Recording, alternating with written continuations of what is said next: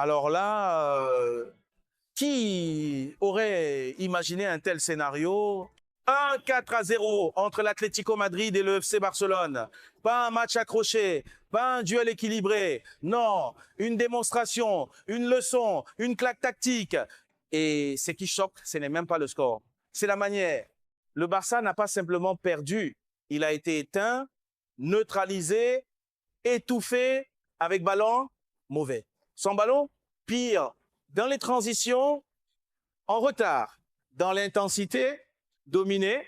Et en face, une équipe de l'Atlético parfaitement préparée, parfaitement alignée sur son plan, exécutée avec précision. Aujourd'hui, il ne s'agit pas d'accabler. Il s'agit de comprendre. Parce que ce genre de match révèle des choses profondes.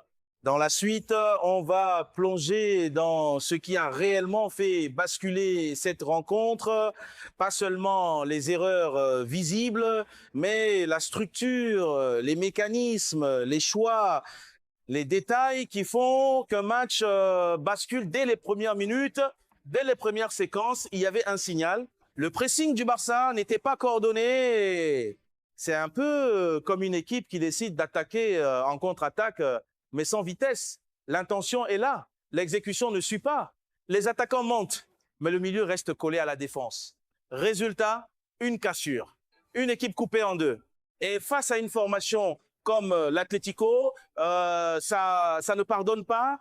L'Atlético, lui, pressait avec cohérence. Quand ils montaient ensemble. Quand ils attendaient ensemble. Quand ils piégeaient, ils le faisaient à plusieurs. On a vu un pressing haut intelligent. Pas un pressing pour faire beau. Un pressing avec blocage des lignes de passe, orientation du jeu vers les côtés, prise à deux sur le porteur et surtout, anticipation. Un ancien entraîneur me disait un jour, le pressing, ce n'est pas courir, c'est savoir où le ballon va aller avant qu'il y aille. C'est exactement ce qu'a fait l'Atlético. Le premier vrai tournant vient très tôt, une récupération haute, un ballon joué vite, une remise en une touche d'Antoine Griezmann. Et là, on comprend tout. Les défenseurs du Barça sont focalisés sur la ligne, sur le hors-jeu, mais ils oublient l'essentiel, le mouvement. Un appel dans leur dos. Non suivi, non anticipé. Le piège du hors-jeu, c'est une arme. Mais si tu es obsédé par la ligne au point d'oublier les appels, ça devient un piège contre toi. Et c'est ce qui s'est passé. L'Atlético avait un coup d'avance à chaque séquence. Ensuite, il y a cette fameuse organisation en V.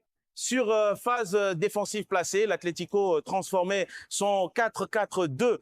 Les milieux se resserraient. Un angle se formait devant la défense. Conséquence, si le Barça entrait dans l'axe, le piège se refermait.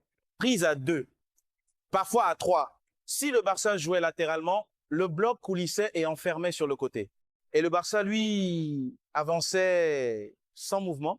Les joueurs statiques, peu d'appels croisés, peu de permutations. C'est là que l'absence de créativité dans l'entrejeu a pesé lourd. Quand tu affrontes un bloc discipliné, tu dois le déséquilibrer. Créer des courses opposées, attirer, libérer, fixer, renverser. Rien de tout ça. On avait l'impression que le ballon circulait, mais sans intention, comme une équipe qui croit que posséder suffit. Mais contre l'Atlético, la possession sans percussion, c'est une illusion. Le deuxième but résume tout. Corner pour le Barça. Ballon capté. Relance rapide. Transition éclair. Et là encore, retard au replacement. Manque de lecture. Appel adverse non suivi. Encore une fois, remise rapide, mouvement constant, décalage dans l'axe. Et encore une fois, Griezmann trouve l'espace. 2 buts encaissés en 13 minutes, pas par hasard, par répétition de mécanismes mal maîtrisés. Et ce qui frappe, c'est l'effet domino, une erreur, un retard. Ce retard, un autre joueur sort de sa zone, ce déséquilibre espace libre ailleurs, et l'Atlético exploite. C'est comme un engrenage.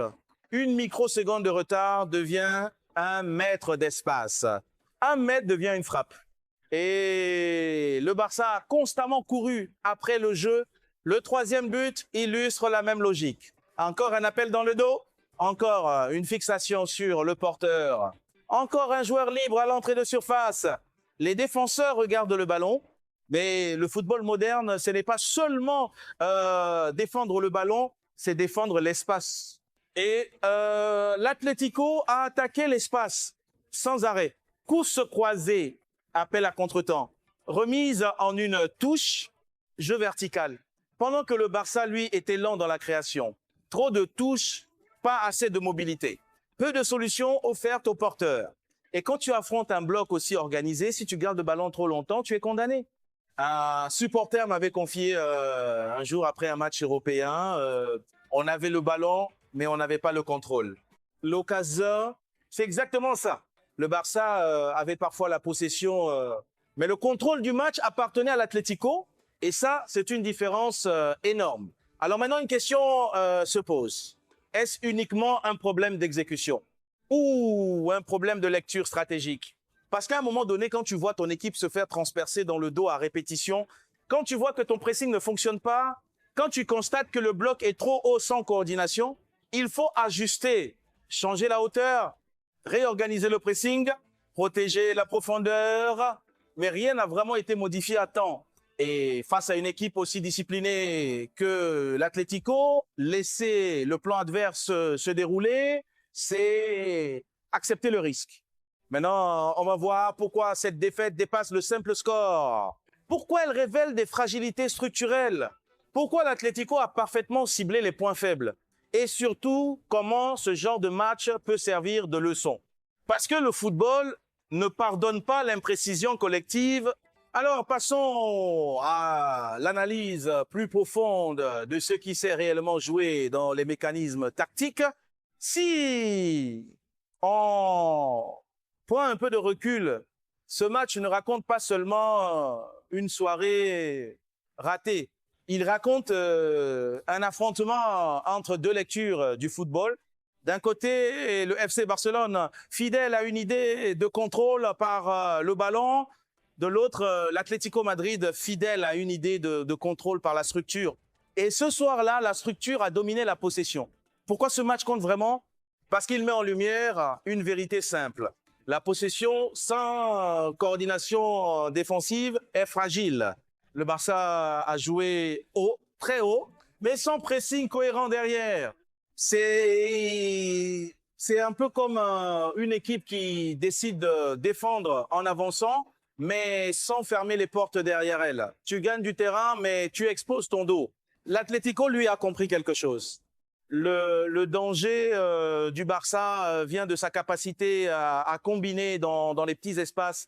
Donc, quand il fait, ils ont compressé l'axe, ils ont fermé les lignes de passe verticales, ils ont forcé le jeu sur les côtés, et dès que le ballon arrivait latéralement, piège, pression à deux, bloc qui coulisse, solution bloquée, et derrière, des récupérations, projection immédiate, ce n'était pas du chaos. C'était préparé. Parlons maintenant des mécanismes profonds. Le premier, la gestion de la profondeur. Le Barça a défendu avec une ligne très haute. En soi, ce n'est pas une erreur. Beaucoup d'équipes le font, mais une ligne haute demande trois choses. Un pressing intense sur le porteur. 2, une coordination parfaite. 3, une lecture des appels adverses. Hier, aucune des trois n'était constante. Résultat, des appels dans le dos, des défenseurs attirés par le ballon, des espaces dans l'axe. Et face à un joueur comme Antoine Griezmann qui adore décrocher, jouer en une touche et lire les mouvements, c'est dangereux. Griezmann n'a pas seulement été bon techniquement, il a été intelligent, il a fixé, il a remis, il a orienté et surtout, il a joué vite. Quand tu joues vite contre une défense mal synchronisée, tu crées du désordre. Deuxième mécanisme clé, la transition offensive de l'Atlético. À la récupération, il y avait toujours un joueur proche pour sécuriser, un joueur en profondeur, un joueur axial en soutien. C'est simple, mais c'est redoutable. Tu récupères, tu lèves la tête. Tu as immédiatement une solution verticale. Pendant que le Barça, lui, mettait trop de touches, trop de contrôle, trop d'hésitation, pas assez de courses sans ballon. Et c'est là qu'on touche un point essentiel. Le mouvement, une équipe statique est facile à défendre. Le Barça avait le ballon, mais les appels étaient rares. Les permutations limitées. Les dédoublements insuffisants. Un bloc compact adore ça. Troisième élément, l'impact psychologique. Après le deuxième but, on a senti quelque chose. Un doute. Les transmissions deviennent plus lentes. Les regards se tournent vers le banc. Les appels sont moins tranchants. À l'inverse, l'Atlético gagnait en confiance. Un défenseur qui gagne ses duels devient plus agressif. Un milieu qui intercepte commence à anticiper encore plus.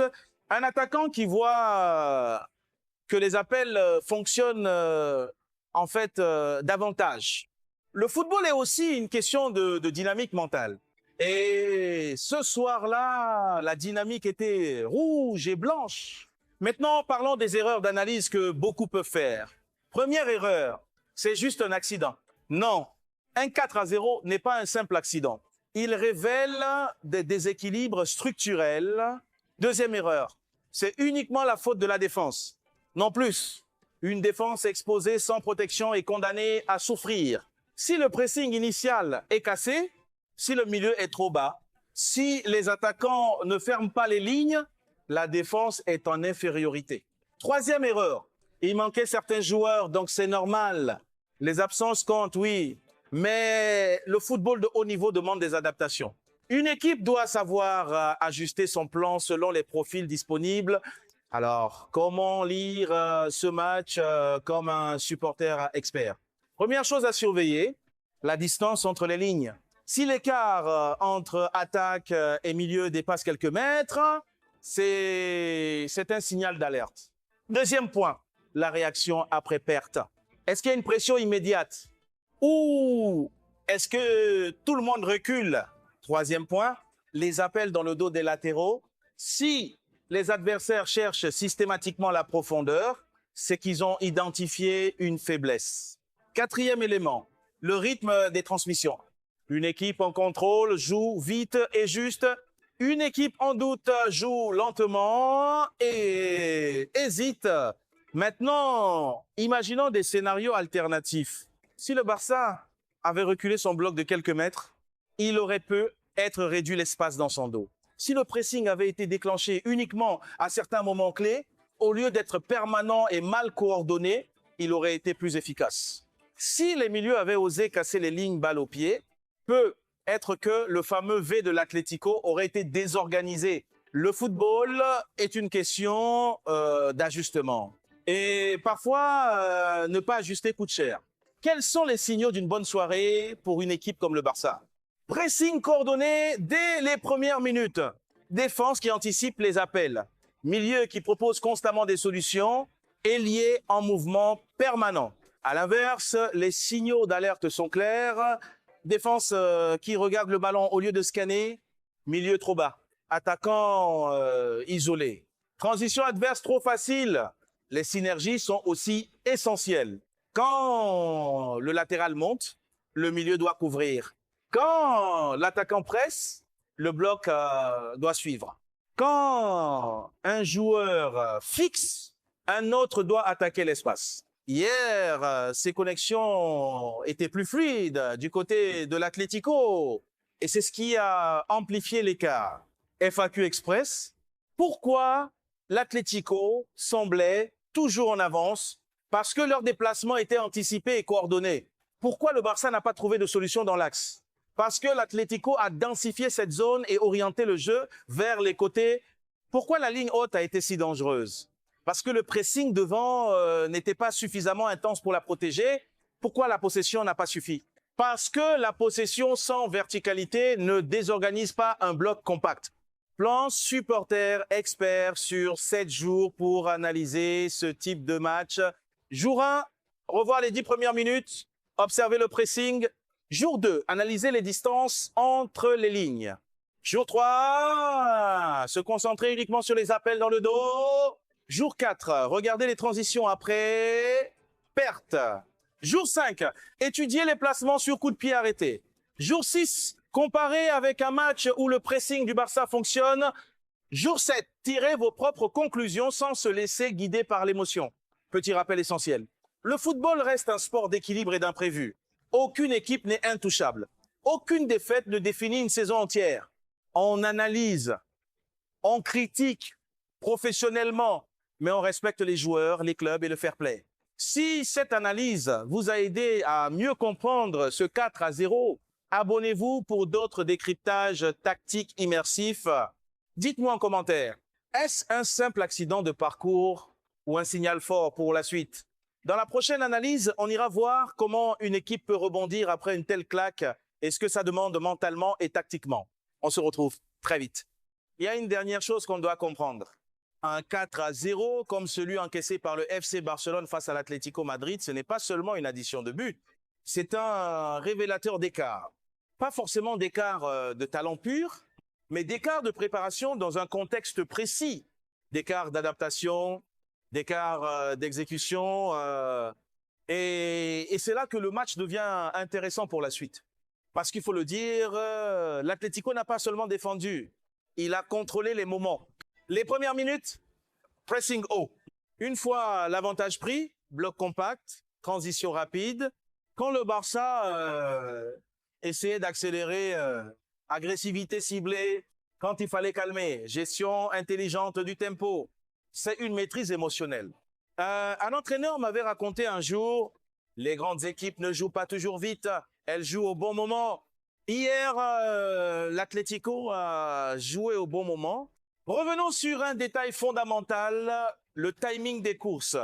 À plusieurs reprises, on a vu le même schéma. 1. Fixation côté ballon. 2. Appel opposé dans le dos. 3. Remise en une touche. 4. Décalage dans l'axe. C'est pas spectaculaire sur le papier, mais exécuté à pleine vitesse, c'est impossible à défendre si tu as un temps de retard.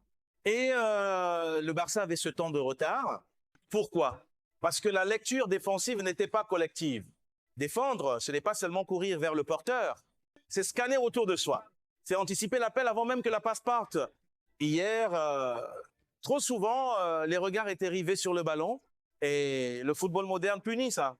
Autre point, la largeur défensive.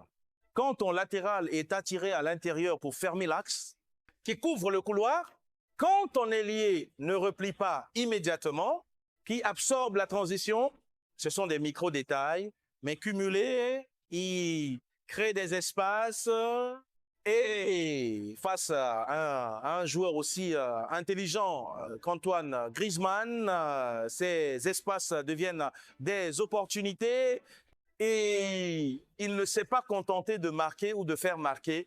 Il a dicté les zones dangereuses, il attirait, il libérait. Il temporisait, puis il accélérait. C'est la différence entre subir le match et l'orienter. Maintenant, parlons rebond. Parce que la vraie question n'est pas pourquoi le Barça a perdu.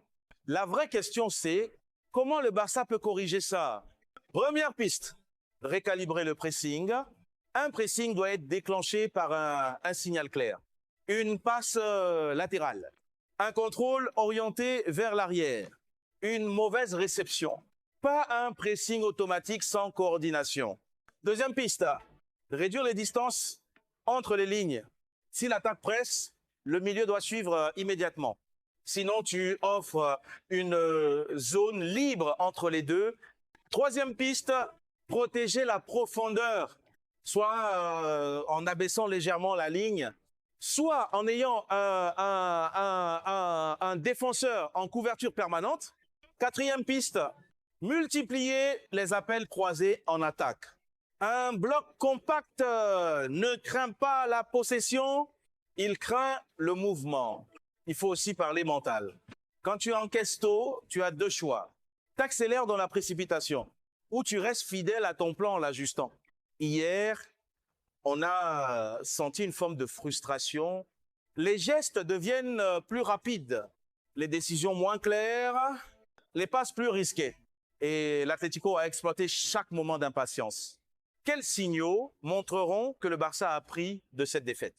Une meilleure coordination défensive sur les appels en profondeur, un pressing déclenché collectivement, des milieux qui se projettent davantage, des latéraux qui alternent montée et couverture avec intelligence, une gestion plus froide après un but encaissé. À l'inverse, si lors des prochains matchs, on retrouve des espaces dans le dos, des transitions adverses trop simples, une équipe coupée en deux, alors le problème sera plus profond. Il faut aussi rendre hommage, parce qu'on peut analyser les failles du Barça, mais il faut saluer la performance de l'Atlético, une équipe disciplinée, solidaire, efficace, qui a su alterner pressing haut et bloc médian, qui a su attaquer l'espace avec précision. Ce genre de match renforce une identité. Et c'est peut être ça le plus marquant. Petit rappel important. Le football reste imprévisible. Une lourde défaite ne signifie pas effondrement définitif. Une grande victoire ne garantit rien pour la suite. On analyse avec passion. On critique avec respect. On soutient sans haine. Le fair play reste essentiel. Si vous aimez ce type d'analyse immersive, abonnez-vous pour ne rien manquer.